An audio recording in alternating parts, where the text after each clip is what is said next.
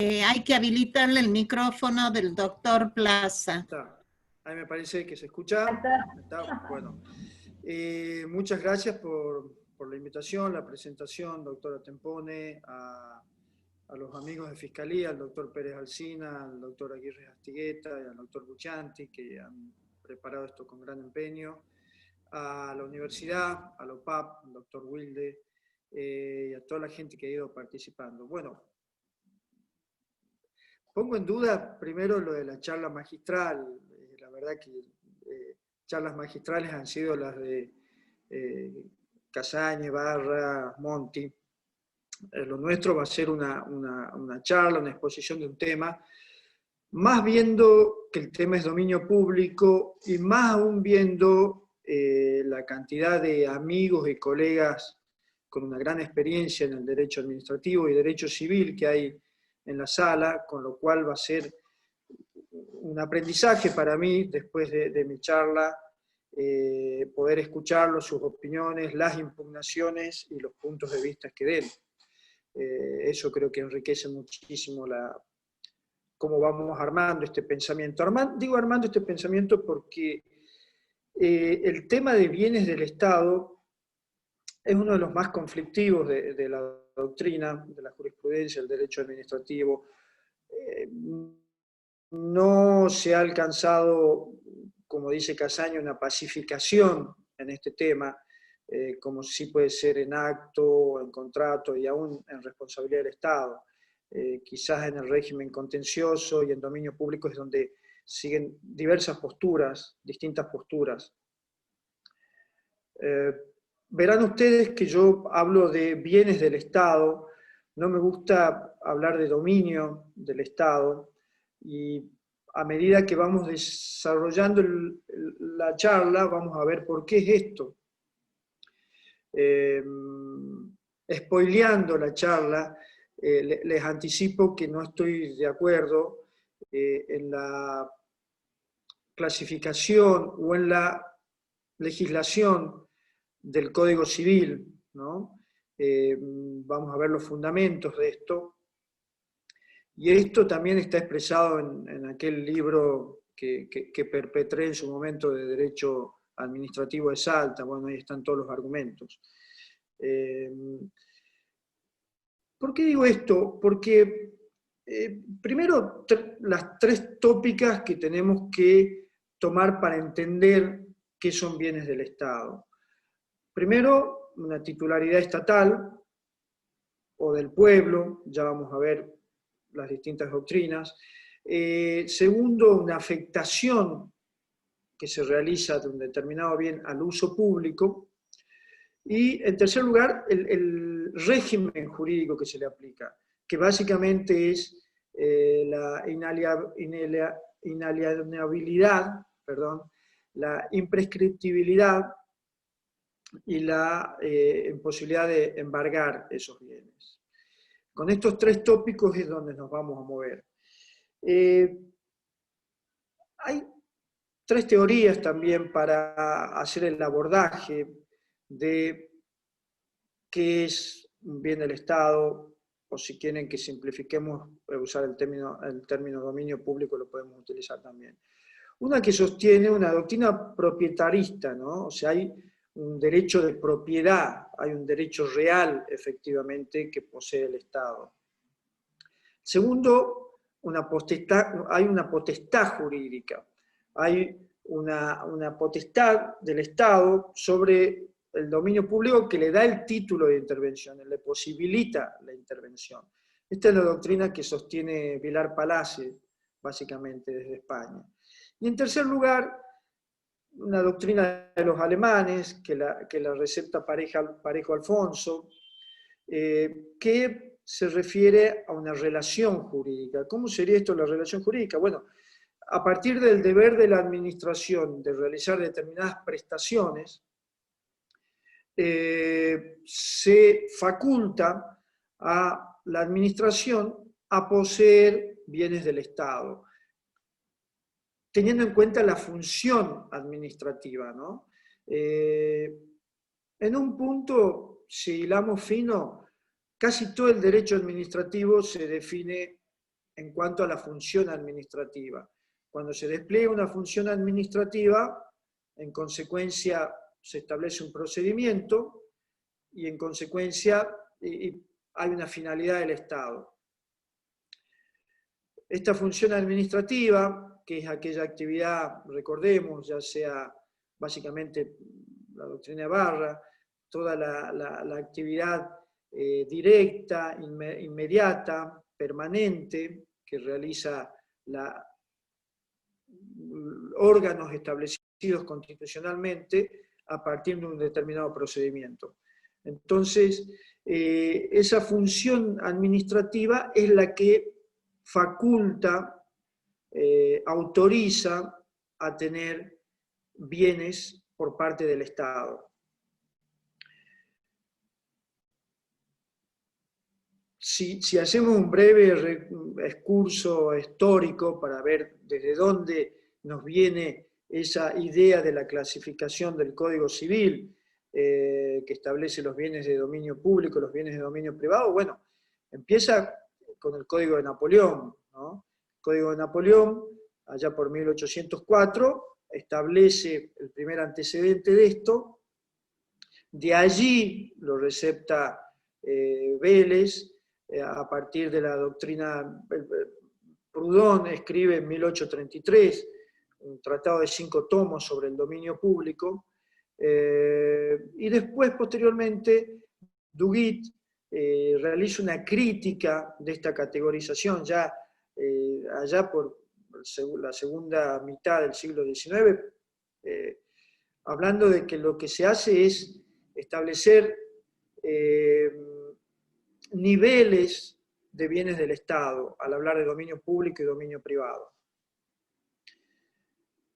Es muy interesante siempre la discusión, seguir un poco para profundizar en esto, la discusión de Duguit y de Jorieu, ¿no? que también cuenta Casagne en aquel artículo sobre el servicio público. ¿Por qué? Porque, bueno, nosotros en un punto somos herederos de esa doctrina de Duguit en cuanto a que la recepta Marienhof, sosteniendo Jorieu de que en realidad el derecho administrativo es como una cantidad de servicios públicos que debe prestar el Estado. Marienhof toma esto incluso hasta en la categoría de servicios públicos impropios. Esta categorización que toma Vélez en el Código Civil la repite casi textualmente el Código Civil y Comercial, allá por el 2015, transformando los artículos 2339 al 2341 del viejo Código Civil en los artículos 235 y 236 del nuevo Código Civil y Comercial. ¿Por qué yo digo que no es correcta eso? No es que yo lo diga exclusivamente, sigo algunos autores y algún razonamiento en ese sentido. Porque las cuestiones de administración del Estado son de derecho público provincial. Y dentro de la Constitución Nacional, que por lo menos teóricamente las competencias de la nación son restringidas porque son solamente las delegadas, no está esta cuestión de la administración de la provincia. Y yo ubicaría los bienes del Estado dentro de la administración de la provincia. Sí dejo a salvo los derechos de los particulares en cuanto a esos bienes.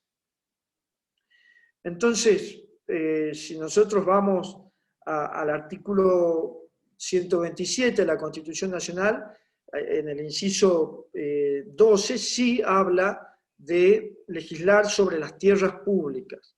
Pero a la vez, si vamos en la Constitución Provincial, en la Constitución Provincial del 127, inciso 12, habla de legislar sobre las tierras públicas, ley que nunca se pudo determinar.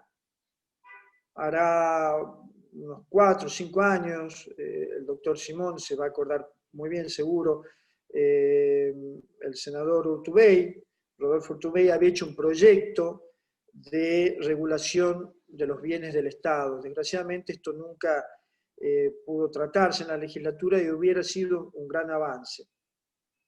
Por otro lado, tenemos otros artículos referidos al dominio público en la Constitución Provincial, como los referidos al agua, a las energías renovables o a la propiedad colectiva de los pueblos originarios, de los terrenos, de las propiedades que les reconoce la Constitución.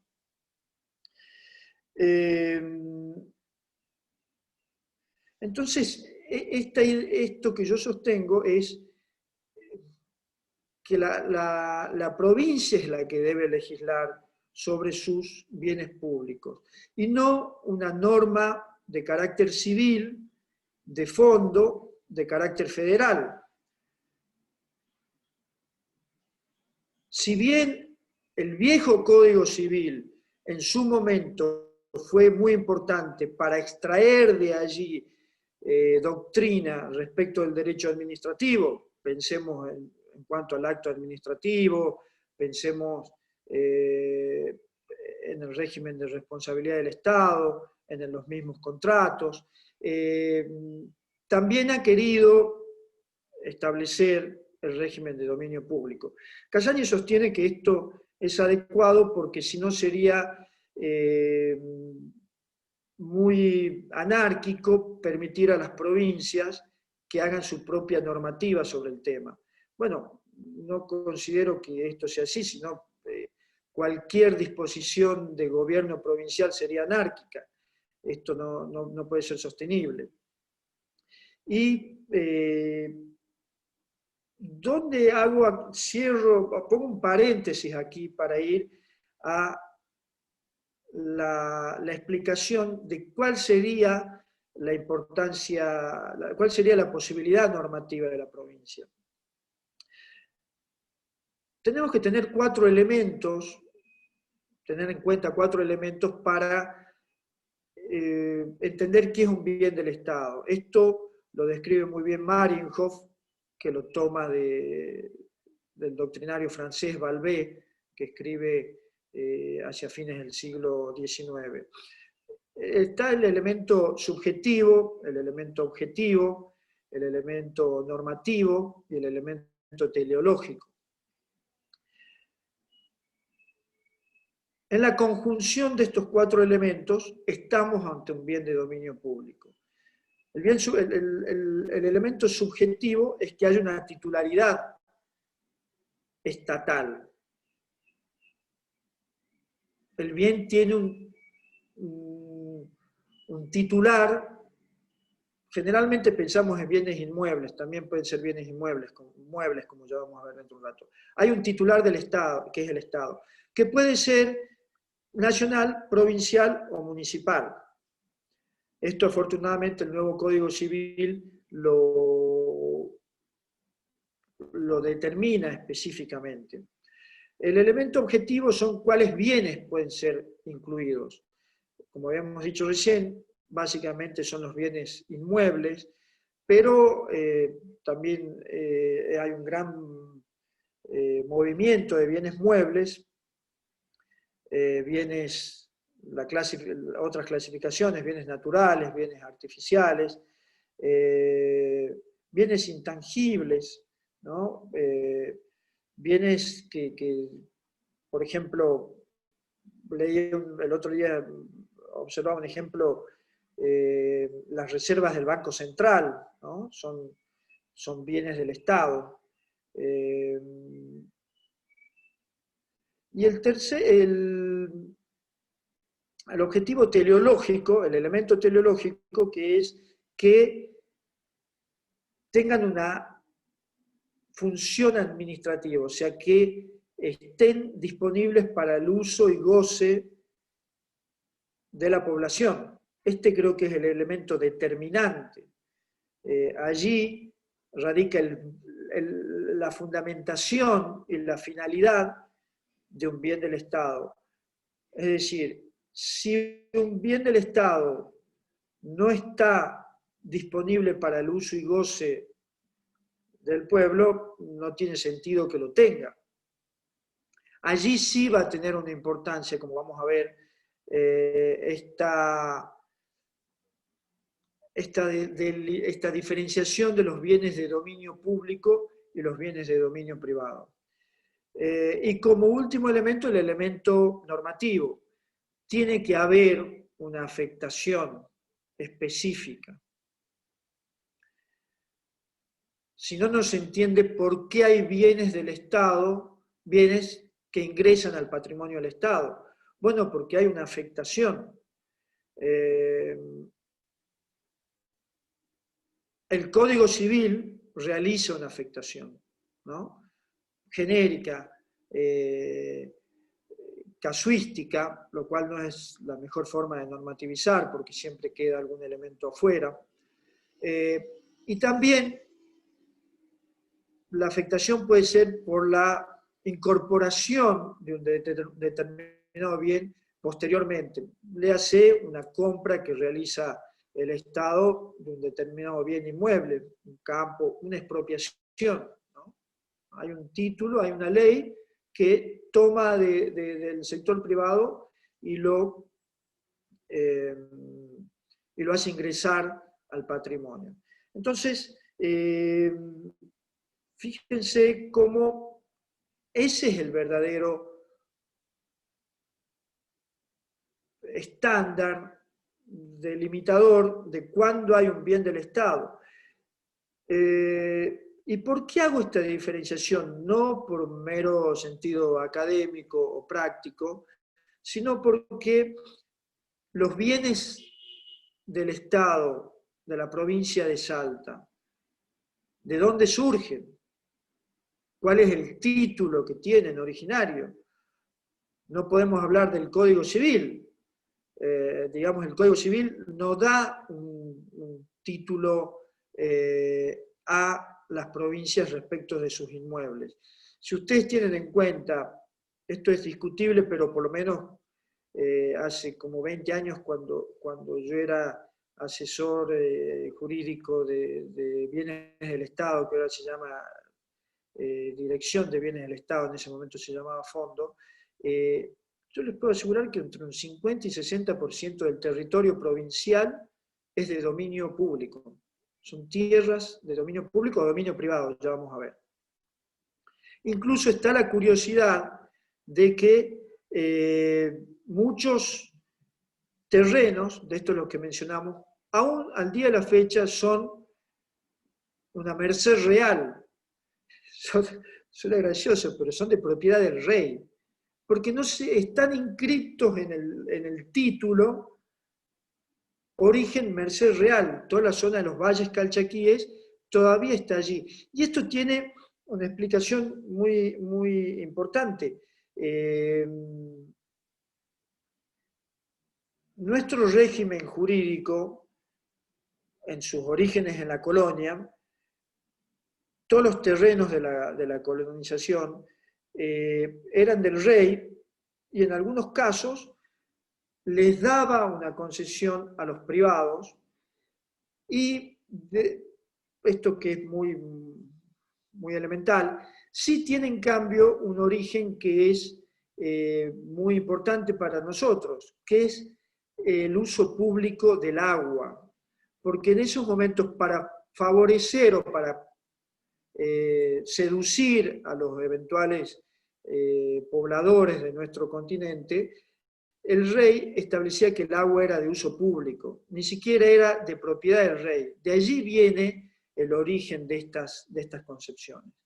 Y a mí me gusta mucho mencionar estos antecedentes históricos, en un sentido heideggeriano, Foucaultiano, de ir a una arqueología del conocimiento. ¿Por qué? Por aquella vieja máxima de Alberdi, ¿no? De que en el caso del derecho público, si no somos originales, si no vamos a nuestras particularidades, no vamos a ser institutos que no van a tener una posibilidad real de progreso o de arraigo o de funcionamiento.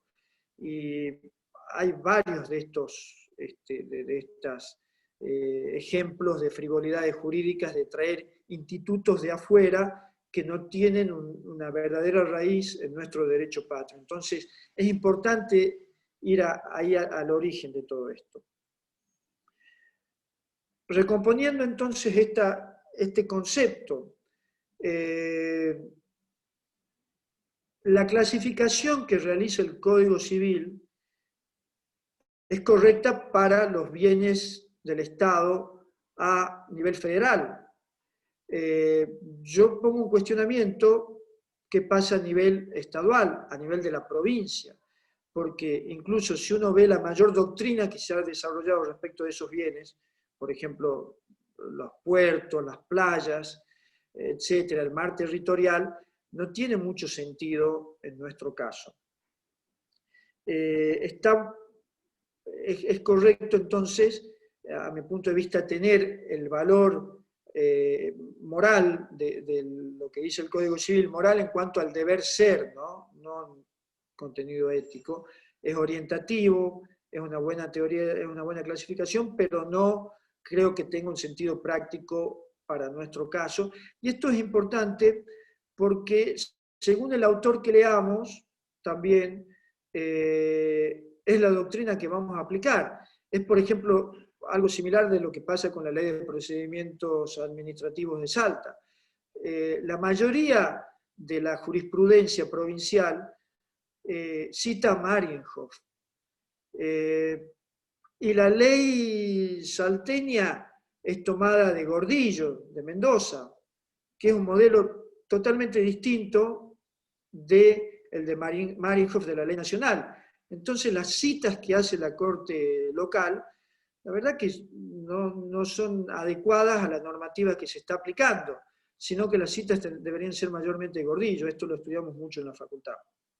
Bueno, cuando yo digo de la norma, lo importante es la norma provincial, y allí hay un conjunto de leyes que son mayormente desconocidas. ¿Cuál es la norma importante para la gestión de los bienes de la provincia? Bueno, es el viejo decreto ley 705 del año 57, que es la ley de contabilidad. La ley de contabilidad allí, en el capítulo 5, tiene un capítulo que se refiere de la gestión de los bienes de la provincia.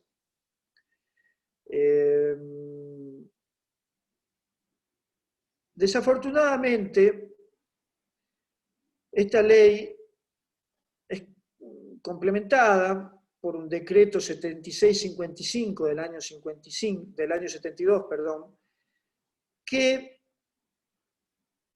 no menciona a la ley de contabilidad entre sus antecedentes, y en algunos puntos se contradice o opina distinto, o hay un choque allí, ¿no?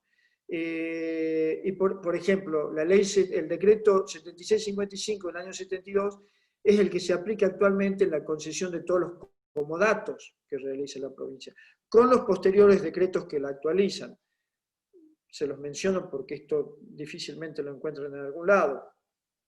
Son los decretos 2353 del año 86, el 3412 del año 98, el 3263 del año 2000, el 1372 del año 2005 y el 3149 del año 2010.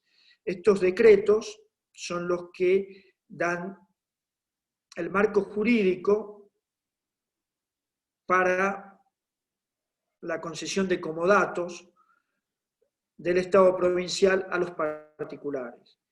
Y esto es tan importante que, por ejemplo, para que ustedes se den una idea, toda la circunvalación oeste, desde más o menos el Colegio San Pablo hasta Cerrillos, la mayoría, no todos, ahí hay terrenos medio conflictivos, pero la mayoría son comodatos.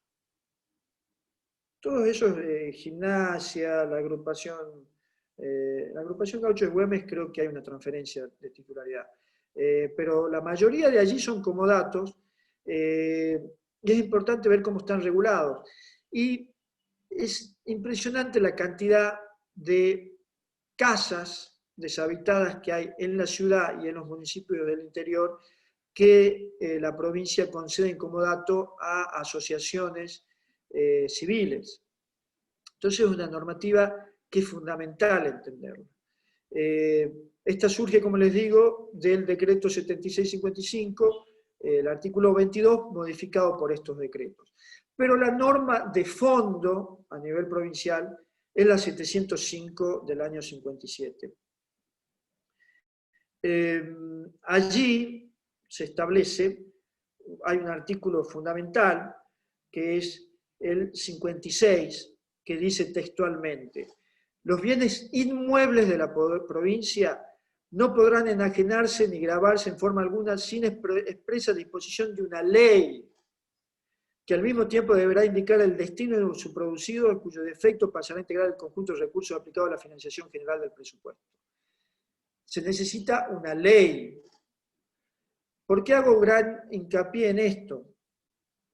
Porque en años anteriores se echó mano a una ley que no se la había derogado específicamente, que era la 3638 del 51, y fue una ley que permitió, a mi modo, ilegalmente en los años 90, una gran cantidad de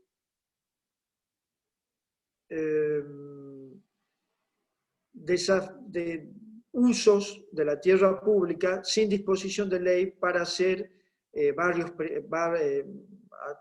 desarrollar barrios populares, ¿no? Esto trajo un gran problema que va a ser más grande todavía, porque en esos casos ni siquiera se había hecho un estudio de suelos para ver la posibilidad de instalar allí barrios. Esa ley 1338 fue derogada, o sea, chocaba con esta ley, con este decreto ley 705, y también está derogada tácitamente por la actual ley de contrataciones de la provincia, ¿no? Fíjense entonces cómo hay un fuerte contenido legal en esto, ¿no? ¿Cuáles son los bienes de la provincia? Este 705 establece en su artículo 60 la necesidad de realizar un inventario de la provincia. Inventario que se viene solicitando desde el año 2003 más o menos, y que desgraciadamente nunca se hizo un inventario de los bienes inmuebles de la provincia, lo cual es fundamental tener. Escuchaba esta mañana en la radio con estos asentamientos de Guernica, escuchaba a la ministra Teresa García de la provincia de Buenos Aires, que habían concluido un inventario de los bienes de la provincia de Buenos Aires y que se habían sorprendido gratamente al ver la cantidad de terrenos que hay en la provincia de Buenos Aires para poder desarrollar barrios populares allí, ¿no? Esto sería un gran logro para la provincia, poder solucionar el tema de viviendas y de tierras, que hay un gran déficit que vamos a tocar hacia el final. Bueno, ya estoy muy apretado con el tiempo.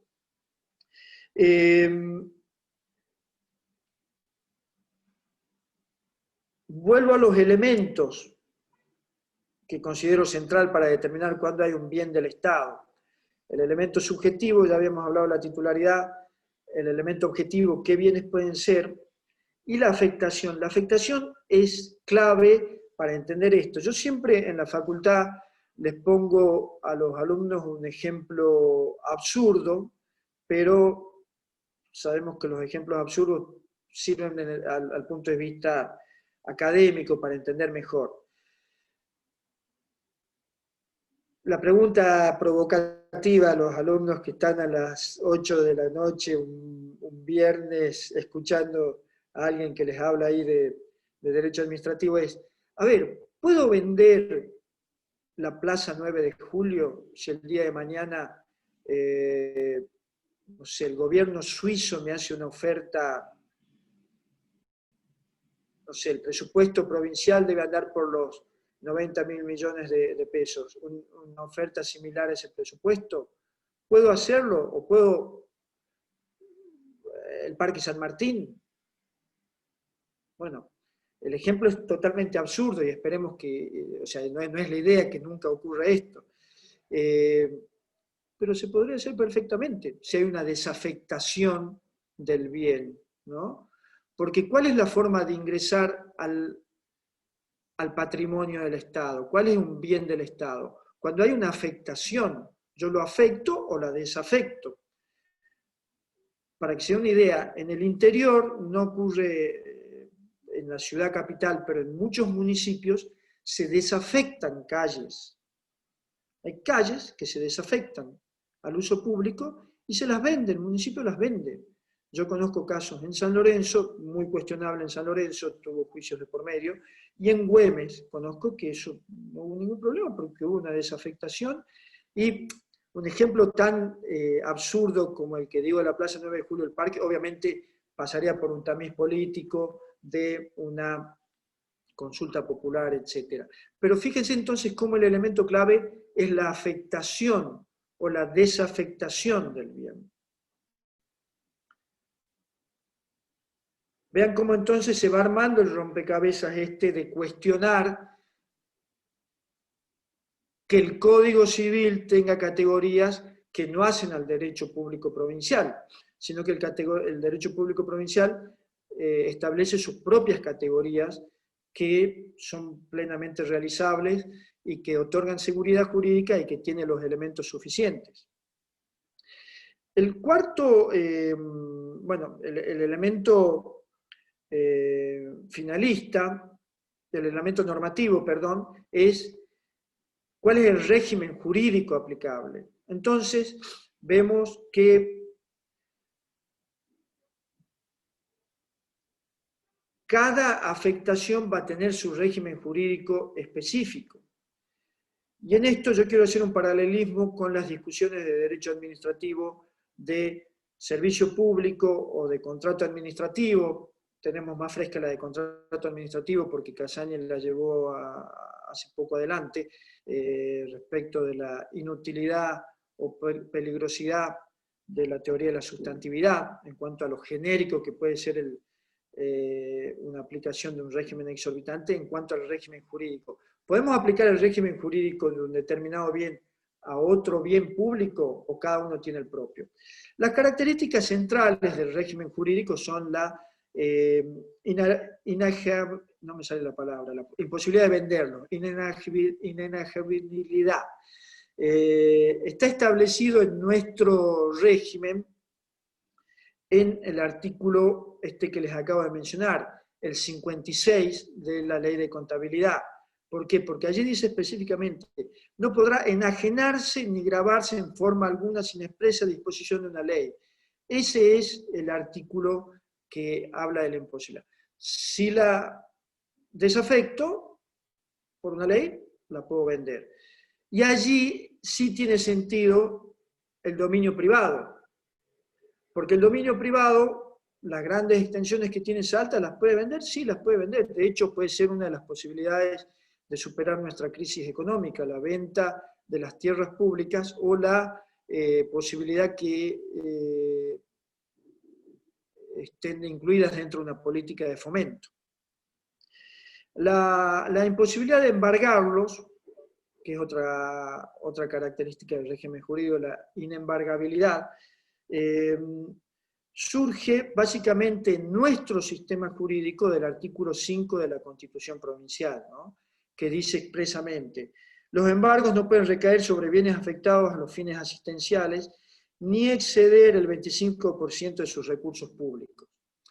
Pero, esto que es así, había servido en muchas oportunidades, no solamente a la provincia, sino a los distintos estados provinciales o nacionales, para hacer ilusorio el derecho de los particulares respecto del Estado.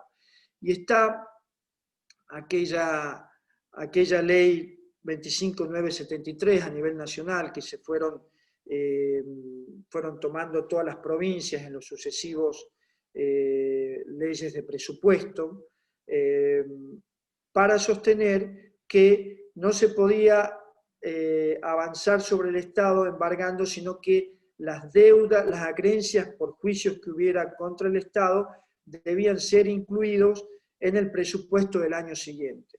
Bueno, la Corte Suprema de Justicia, por suerte, ha fallado en este tema y ha sostenido que de ninguna manera puede tornarse ilusorio o imposible el derecho de los particulares contra el Estado. Entonces, esta categoría de que no afecta un fin asistencial debe ser revisada porque en un punto el Estado argumenta que todo fin es asistencial. Entonces, ¿cuáles bienes pueden ser embargados del Estado? Hay bienes que pueden ser embargados del Estado, en esto hay jurisprudencia.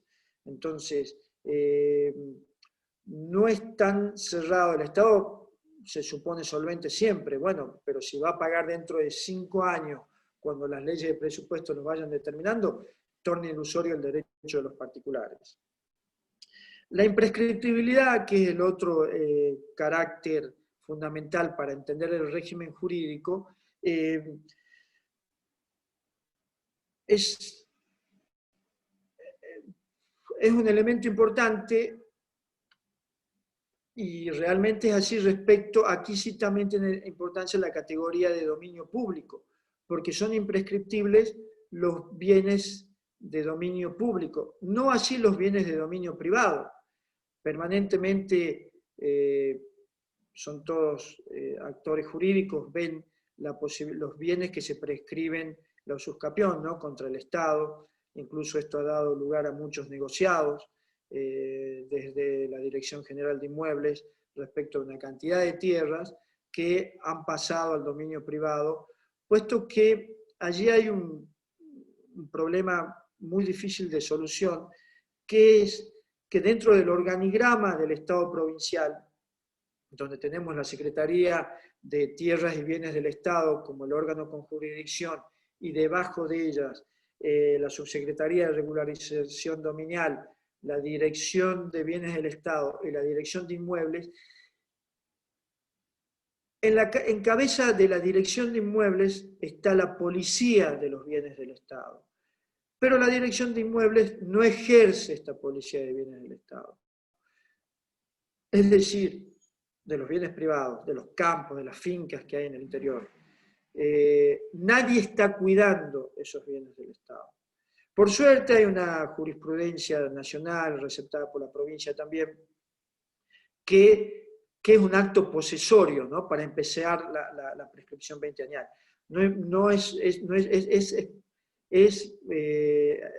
La posesión tiene que ser con ánimos de dominio, ¿no?, con ánimo no de poseer, ¿no?, una mera tenencia, y no sirve pagar impuestos tampoco o poner un alambrado al frente, ¿no?, sino que allí de alguna manera esta jurisprudencia protegió estos bienes de dominio privado. Pero por otro lado, el derecho de suscapión es un derecho del particular y hay muchos casos en el interior de nuestra provincia de pastajeros o de pastores que están de generaciones poseyendo una tierra y que es un derecho del Código Civil, lo cual es muy acertado defenderlo.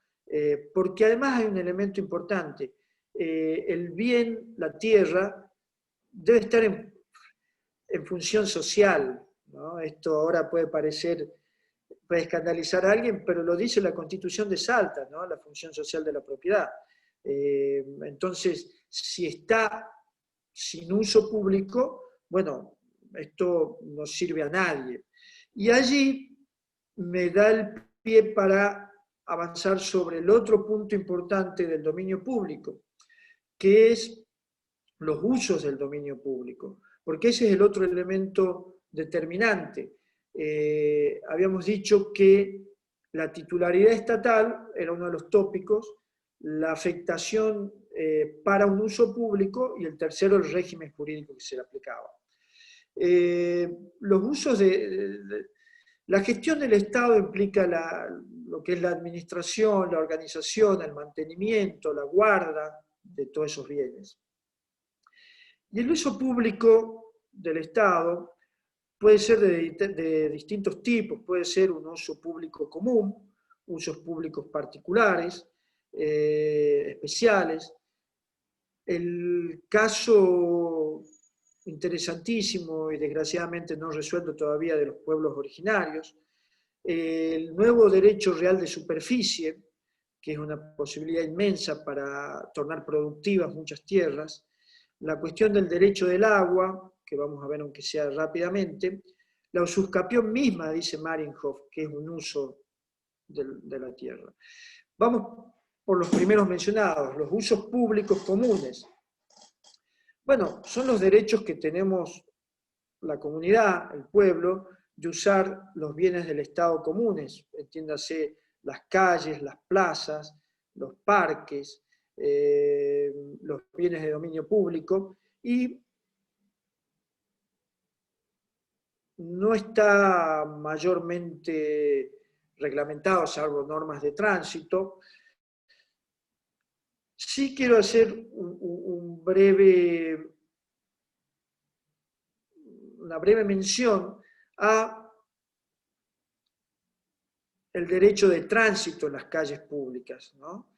En las calles públicas, el derecho de tránsito, que debe ser garantizado para todos los habitantes, bueno, siempre se argumenta allí desde los poderes públicos, desde los gobiernos, que se necesita una orden del juez, ¿no? Yo creo que esto no es así, puesto que rige el principio de autotutela administrativa, ¿no? La ejecución de aquel principio de ejecutoriedad del Estado, el principio de ejecutoriedad, de ejecutividad, que permite la autotutela administrativa y es por la misma policía del Estado, sin necesidad de una orden del juez, puede garantizar el tránsito público. Es importante entonces garantizar el acceso a los lugares públicos de toda la población, en este caso de las calles, sin necesidad, permitiendo el derecho de manifestación, obviamente, que es un derecho constitucional y que todos deben poder ejercerlo, pero garantizando el derecho de tránsito. Cada uno de estos usos depende del uso de las características del bien que estemos hablando, ¿no? Una calle, una plaza, un parque, un río, etc. Los derechos especiales tenemos básicamente los permisos de uso y los derechos de las concesiones. Permiso de uso, saben ustedes que es el precario, ¿no? El precario, así lo llama el derecho español, al permiso de uso, que es un derecho que puede ser revocado en cualquier momento la administración. Lo otorga, pero no genera un derecho fuerte en el que ha solicitado. La autorización igualmente, ¿no?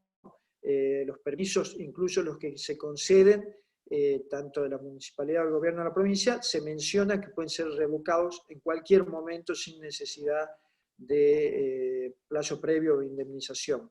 Entiéndase el que pone las mesas en la calle para que puedan, ahora se ve mucho, para que se pueda sentar la gente allí, de indemnizar el comercio, un kiosco o uno de estos elementos. Estos son de carácter absolutamente precario.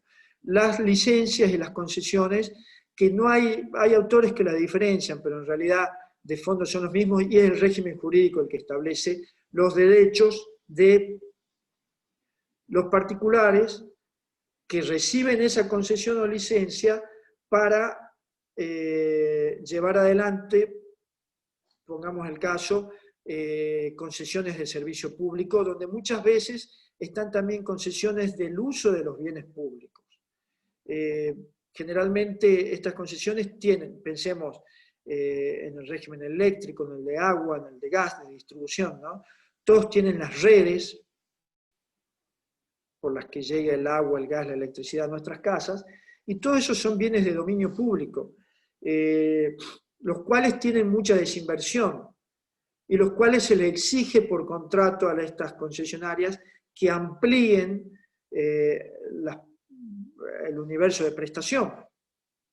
Entonces, ese régimen no está del todo bien regulado, las concesiones de servicios siempre se hicieron medio las apuradas, e incluso no está claro cómo van a volver esos bienes a la concesión, al Estado, y qué pasa con las inversiones que se hayan realizado allí. En algunos casos están, en otros no. Quiero mencionar, antes de los pueblos originarios voy a ir al derecho, al derecho real de superficie.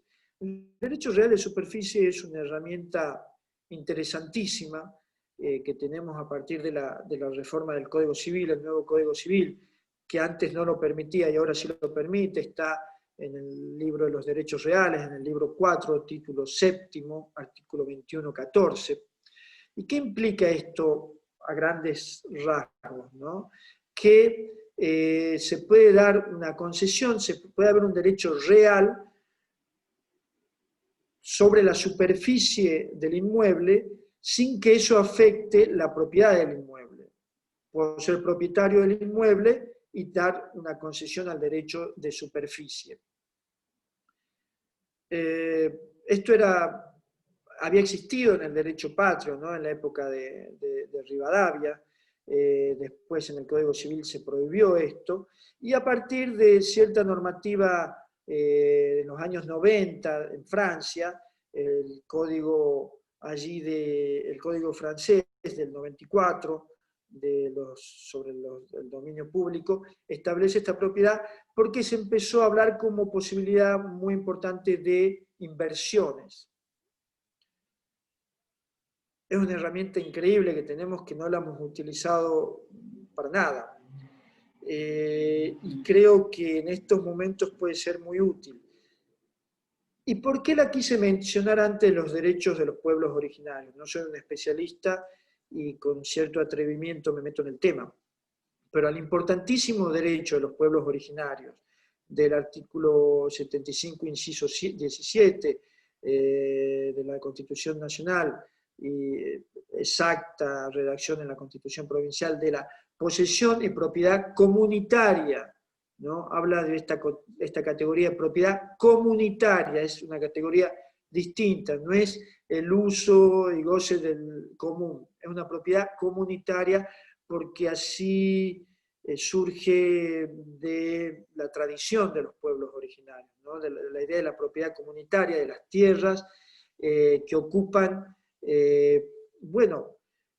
quizás una buena posibilidad para estudiarla sea utilizar allí el derecho de superficie, no discutir el derecho de los... No discutir, no se puede discutir porque está en la Constitución, pero avanzar con el otorgamiento siempre que esté acreditado y que corresponda a los pueblos originarios del dominio que les corresponda, y que ellos puedan otorgar un derecho de superficie que esté en la misma normativa, esa posibilidad.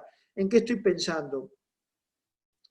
En los valles calchaquíes, donde hay bodegas, viñedos que tienen esta problemática, están en esta discusión de tener que levantar toda su área productiva por el reconocimiento que se puede hacer ahí de los pueblos originarios. Bueno, se puede reconocer la propiedad de los pueblos originarios y un derecho de explotación superficiario sin afectar la propiedad. Estoy pensando en este ejemplo que todos conocemos muy poco, pero que habría que estudiarlo a fondo, de Estados Unidos, cómo ellos lograron solucionar este problema, y sabemos que el estado de Las Vegas, toda la ciudad de Las Vegas, es de propiedad de los pueblos originarios, y el derecho de superficie es de las grandes empresas que pagan un cuantioso canon a los pueblos originarios. No con la idea de monetizar o afectar las tradiciones de los pueblos originarios, sino que tengan posibilidades de desarrollo de sus tradiciones y una vida digna como deben tener todos. En enero tuvimos el cachetazo de la problemática Wichi, y bueno, creo que ahí todos fuimos muchísimo más conscientes de lo que algunos quizás éramos o no, de esa necesidad. Vinculo entonces el derecho superficiario excede, obviamente, puede ser increíble, bueno, Casañez lo utiliza mucho para el tema de las PPP. Ya me están retando la doctora Tempone de que me estoy repasado de horario. 5 minutos, doctora, y termino por lo menos esto.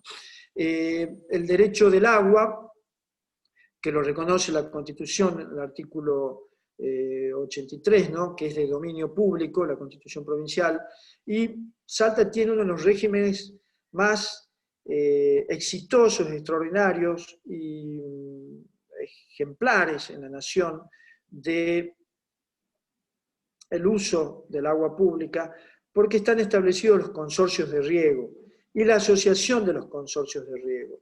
¿Qué hizo el Estado acá? Reconoce el dominio público, la propiedad del Estado, como bien del Estado, pero le concede el cuidado, la explotación y el cobro del canon a los consorcios de riego. Entonces, la Constitución establece que la prioridad es el consumo de agua y en segundo lugar el riego.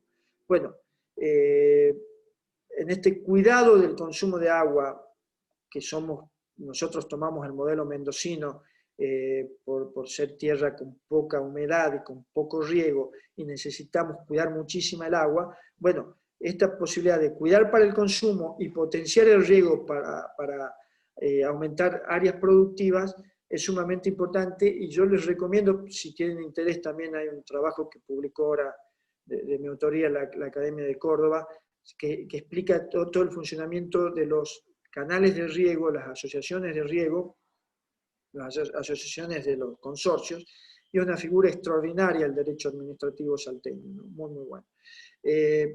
Bueno, había mencionado la fuente de energía y los subcampeones. Desgraciadamente, como verán, el tema es extensísimo y quiero escucharlos a ustedes. Quiero mencionar, nada más quedará para otra oportunidad, quizás para la diplomatura que está organizando Fiscalía para el año que viene, el tema de los límites al dominio en interés público, ¿no?, que es la otra categoría importante que está sistematizada dentro del tema bienes del Estado, dominio público, como le quieran llamar. Allí tenemos el artículo 1970 y el 1971 del Código Civil y Comercial, que establece el aspecto fundamental en estos temas que tiene el derecho provincial y municipal, y que las cuestiones de restricción al dominio en este tema surgen básicamente del derecho administrativo, ¿no?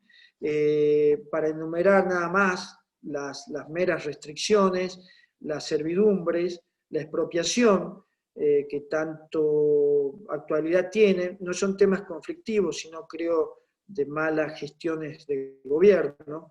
No veo ahí temas jurídicos complejos, está muy clara la ley, está muy claro qué se puede y qué no se puede hacer. Creo que es más una cuestión económica de los estados provinciales o nacionales. La ocupación temporánea, que es una modalidad muy poco usada, y todo el tema del derecho urbanístico, que es casi un módulo en sí mismo, las restricciones que se pueden establecer, y allí les recomiendo fervientemente que lean el PIDUA, el Plan Integral de Desarrollo Urbano, que se aprobó hace 2 años en la ciudad de Salta, que realiza una planificación extraordinaria del desarrollo de la ciudad y del área metropolitana de Salta, y que de allí surge el Código de Planeamiento Urbano, o sea, qué se puede construir y qué no se puede construir en una ciudad tan importante, con un casco histórico tan importante, que no solamente nos da identidad, sino grandes posibilidades turísticas. Ese programa integral de desarrollo urbano es casi una especialidad en sí mismo, el urbanismo, saben ustedes, ¿no? Donde se cruza la economía, el derecho, la sociología, tantos temas, el derecho de las ciudades. Ese tema es fundamental y lo pongo también como los límites al dominio privado en función pública, como un ítem más. Me hubiera gustado ver el tema de las tierras públicas, también de las ocupaciones, que dos palabras simplemente para terminar. Las ocupaciones son incorrectas y hay un delito allí. Hay que diferenciar si son tierras de dominio público, bienes del Estado o dominio privado. Pero el derecho de vivienda también es un derecho constitucional. Es una responsabilidad del Estado dar solución a los derechos, al derecho de cada habitante de vivienda, como también respetar a la propiedad privada y hacer que se respete. Se diferencia la normativa aplicable si es un derecho de propiedad, si es un bien público o si es un bien privado.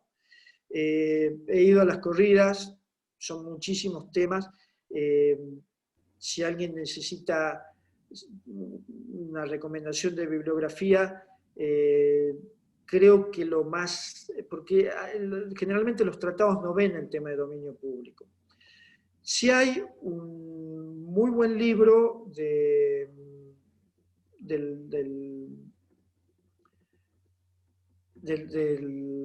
jefe de cátedra de la Universidad de La Plata, que trata todos estos temas de derechos de dominio público, que, bueno, se los puedo mandar por internet, no me acuerdo el nombre ahora en este momento, ya me fijo y se los digo, y que está accesible por internet. Así que ahora, mientras Florencia ve las preguntas, les digo el nombre del libro, que pueden bajarlo gratis de internet, y que, bueno, está muy bien porque es de los pocos actualizados que ven el tema.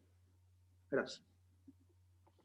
Bueno, doctor, como siempre, profe, su disertación despertó muchas preguntas en los asistentes, así que, bueno, comienzo. La primera, en relación al carácter de fuera del comercio de los bienes de dominio público afectados al uso general, ¿sería este elemento determinante para que el dominio solo se debata en la justicia contenciosa y no en la justicia civil?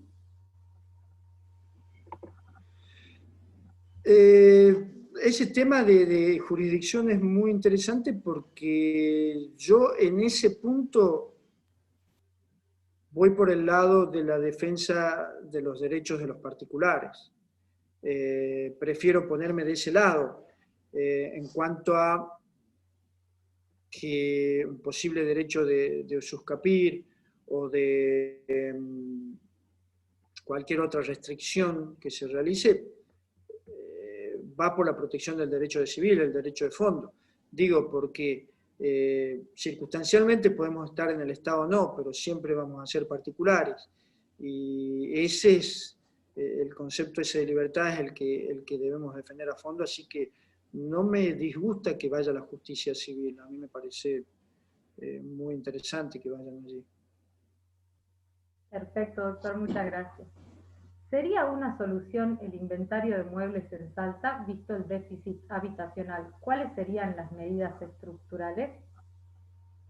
Sí, el tema del inventario es fundamental. Desgraciadamente, nunca el Estado le dio la importancia que tiene que tener. Como le digo, desde el 2013 viene solicitando desde la Oficina de Fondos del Estado la realización de ese inventario, y creo que es determinante. Miren, yo hace 3 meses, 4 meses estuve en la oficina ahí de Tierra y Hábitat, Tierra y Bienes del Estado se llama ahora, que tienen unos sistemas extraordinarios de georreferenciación, donde sale el mapa y se ven los terrenos del Estado disponibles.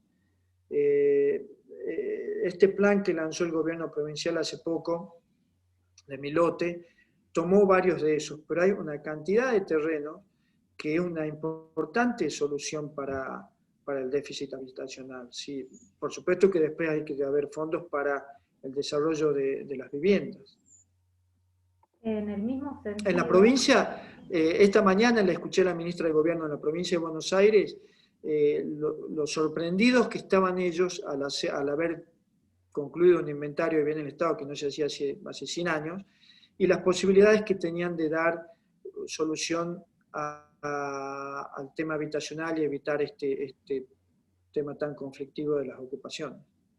Bueno, justamente en el mismo sentido, otro de los asistentes, bueno, antes que nada, quiere felicitar al doctor Martín Ignacio Plaza por la gran utilidad práctica de su exposición, y pregunta a qué se debe a su criterio que a la fecha no se haya realizado un inventario sobre los bienes inmuebles del Estado provincial.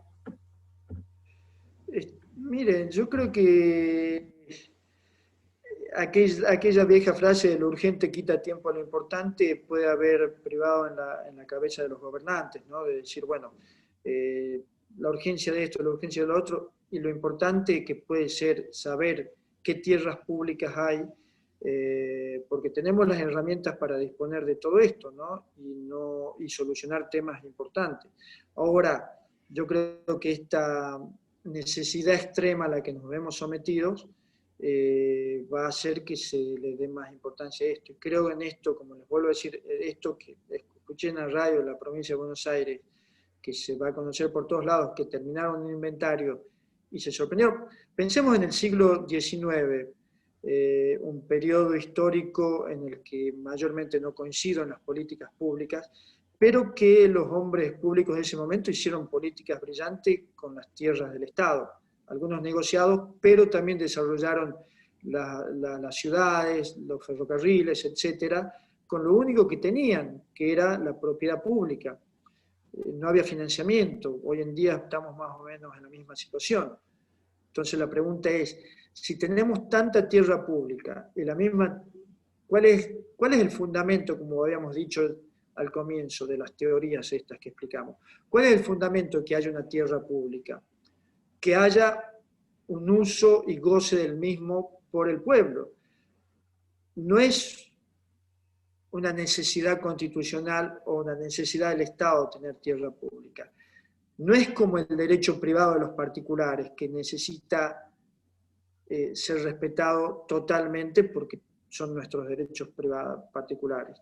El Estado no tiene necesidad de tener tierra pública, salvo que esté disponible para el uso público.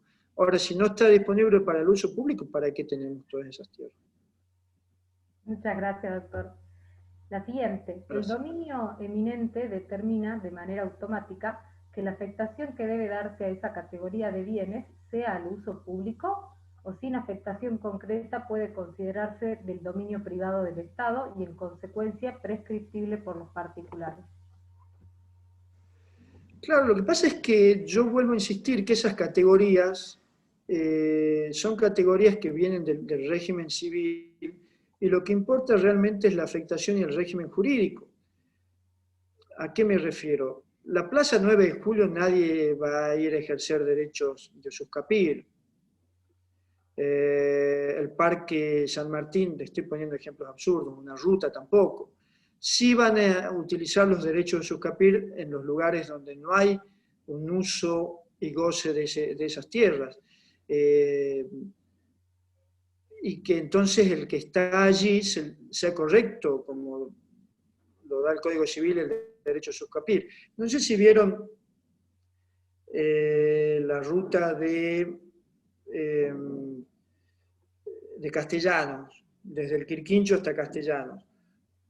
Hay cantidad ahí de terrenos que están los cartelitos anunciando los juicios de usucapión.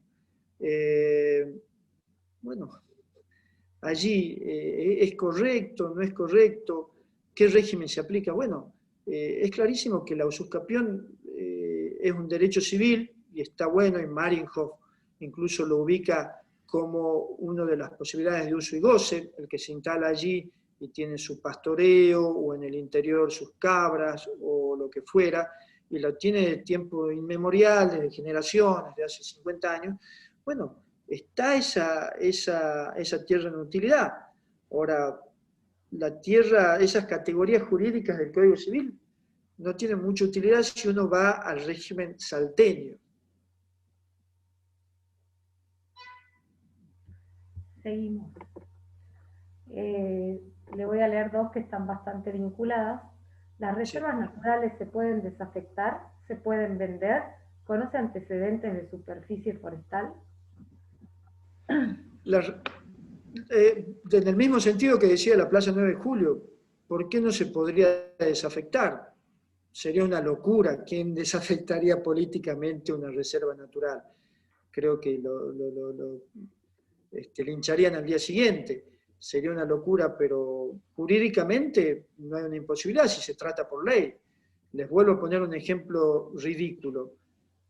Viene el gobierno suizo y dice, bueno, el día de mañana, a ver, les propongo, ¿cuánto tienen de presupuesto provincial? 80.000 millones de pesos. Bueno, les doy 80.000 millones de pesos por desafectar el campo General Belgrano, que es una reserva militar, no natural, no hay dominio y jurisdicción del ejército. Y los salteños, un plebiscito, dice, bueno, sí, que venga La Plata, hacemos 10 hospitales y 100 escuelas. Si lo trata la ley, ¿por qué no se podría? O sea, el Código Civil es una ley. Si hay otra ley que establezca otro aspecto, sí, sería políticamente un suicidio, pero no veo por qué no se puede hacer. Gracias, doctor.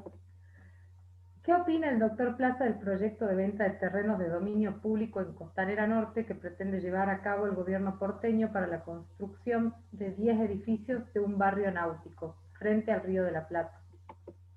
No lo conozco en profundidad, pero la legislatura de Cava tiene un mecanismo muy interesante respecto de la desafectación de los bienes de dominio público, que es, les exige una doble votación. Tienen que votar 2 veces en la legislatura. Votan una primera vez, se va a una publicación, a un debate posterior, y de ahí vuelven a votar. Se necesitan 2 desafectaciones. A mí no me gusta esa posibilidad de negocios inmobiliarios en lugares que están abiertos al uso público, me parece que es un negocio privado, pero si los vecinos de la ciudad de Buenos Aires, sus representantes lo votan, bueno, uno no puede opinar. A mí no me parece que sea correcto, como no me parecería en la ciudad de Salta que se desafecten bienes de uso público para un uso privado. Si se puede hacer, se puede hacer. Como les digo, Cava tiene muy interesante la legislatura, la doble votación. 2 veces tienen que votar para desafectar los bienes. Está en la Constitución. Muchas gracias. O el Estatuto. Buenas tardes, doctor Plaza. ¿Qué opina de la posición del particular frente a la posibilidad del Estado de prescribir la propiedad privada en forma administrativa? ¿Está de acuerdo con el procedimiento de la ley provincial que no le otorga participación al titular registral? Perdón, no le escuché bien. Si estoy de acuerdo con qué. ¿Está de acuerdo con el procedimiento de la ley provincial que no le otorga participación al titular registral? ¿Y cómo sigue? No, es el final. Se la leo de vuelta completa. Buenas tardes, doctor Plaza. ¿Qué opina de la posición del particular frente a la posibilidad del Estado de prescribir la propiedad privada en forma administrativa? ¿Está de acuerdo con el procedimiento de la ley provincial que no le otorga participación al titular registral? No sé a qué ley se está refiriendo específicamente, pero el Estado no podría ni debería prescribir bienes de los particulares. Exacto. No. Eso es como bien lo explica, por eso vuelvo a Marienhof. Usufructuar es un derecho de los particulares, por eso el Código Civil es el lugar perfecto para legislarlo. Y es una protección a los particulares. No conozco qué normativa se refiere, pero estoy en contra cualquier posibilidad del Estado de que pueda prescribir bienes de los particulares. No es la idea. Bueno, por cuestiones de tiempo no se van a poder realizar todas las preguntas, pero le voy a hacer una última, que es bastante extensa. La posibilidad de equilibrar en términos económicos todo desfasaje producido durante el proceso expropiatorio es una facultad del juez acá en Salta. Se debe abandonar la doctrina yariguarenda, fija una tasa pasiva que de ninguna manera satisface el desequilibrio inflacionario. ¿Usted considera que la jurisprudencia va rumbo a una tasa activa? Respecto del plazo razonable, existe nueva jurisprudencia por parte de la Corte Suprema de Justicia de la Nación y de la Corte Interamericana, en la que se sanciona al Estado por tardar demasiado en resolver conflictos. ¿Qué cree usted que debe hacer la provincia de Salta frente a la demora del Tribunal de Tasación, que en muchos casos tarda alrededor de 8 años en evaluar? Bueno, doctora Tempone, usted que puede silenciar puede silenciar los oídos de los colegas y amigos de Fiscalía. Sí puede hacer. Esto no Veo puedo. que el doctor Pérez Alsina, Que no puedo silenciar. veo que el doctor Pérez Alsina me mira con una mirada escrutadora, más siendo yo parte del gobierno provincial. Pero esto es una charla académica y como les dije al comienzo, circunstancialmente estamos en el gobierno y ciudadanos y particulares vamos a hacer toda la vida, lo venimos siendo. Yo creo que no se puede afectar el derecho de los particulares y hay una jurisprudencia nueva de la Corte que justamente establece este criterio. Creo que los jueces en cada oportunidad delimitarán si se está afectando ese valor, que no es en un Estado de Derecho lo aconsejable, pero es una cuestión de hecho y prueba, ¿no? De ver cómo se ha afectado o cómo se afectará ese valor. Los que se sientan afectados deberán probarlo y hay una jurisprudencia nueva de la Corte. No hay mucho misterio o temas complicados en esto. Muchísimas gracias, doctor. Como siempre, profe, sus charlas despertaron un montón de preguntas, las cuales le voy a hacer llegar en forma particular, se las voy a mandar por mail, para que, bueno, para que los presentes tengan respuesta a las cuestiones y después, bueno, se las reenviará. Le agradezco muchísimo todo, de parte de todos que están silenciados, siempre un honor estar presente en sus charlas. Perfecto. Le agradezco a ustedes y también la normativa o es muy difícil conseguir normativa y doctrina sobre el tema de dominio público, es realmente complicado.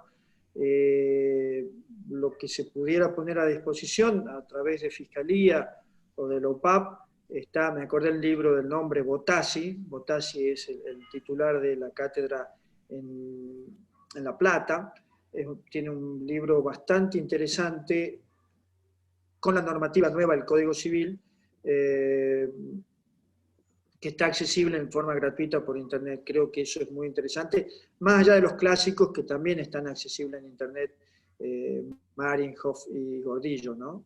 Así que bueno, eso está, y la normativa esta que les mencioné o cualquier otro aspecto a disposición. Muchísimas gracias, doctor Martín Ignacio Plaza. Gracias. A usted siempre. Bueno, dada por finalizada la jornada del día de la fecha, exhorto a todos los asistentes a participar en la jornada correspondiente al próximo jueves, recordándoles una vez más que el ingreso se realiza a través del mismo link y que el doctor Chiván pidió expresamente que se realice la lectura del capítulo respectivo en el libro del cual el doctor es coautor, antes de su disertación. Muchas gracias a todos y felicidades al doctor Plaza.